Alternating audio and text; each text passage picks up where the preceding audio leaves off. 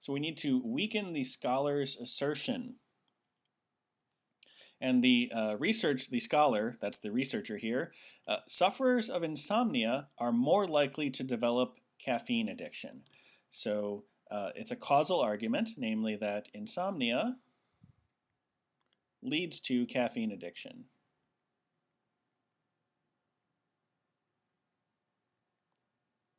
Typically, when you need to weaken causal arguments, like insomnia causes caffeine addiction, you either say, so if you have X causes Y, to weaken it, you will either say, no, no, X does not cause Y. You could have an answer like that.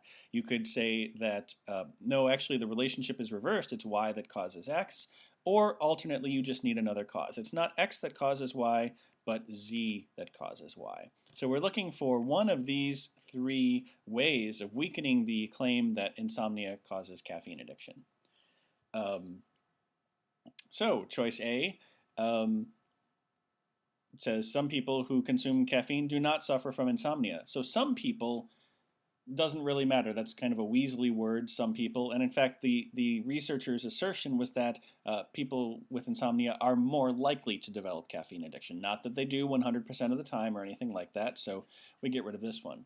Choice B says those who suffer from insomnia find that caffeine makes their symptoms worse and rarely continue its use. So this one disconnects insomnia and caffeine addiction, which is actually a lot like number 1 here on our list, saying that no, there's not really as much of a connection as we thought. So let's keep this guy around for the future.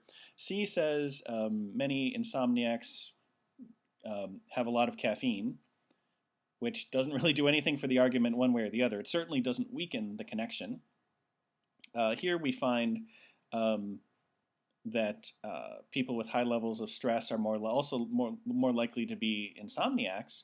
But we're not worried about things causing insomnia. We are worried about insomnia in turn causing caffeine addiction. So this one would weaken a different argument, one other than the one we're looking at. And the ease with which you can overcome caffeine addiction is completely irrelevant. We're looking at whether insomnia causes it, not how you get out of it. Which leaves us only with this answer choice, choice B, which again weakens the connection between insomnia and caffeine addiction by saying that people with insomnia don't usually drink caffeine. Therefore, they're probably not getting addicted. Choice B.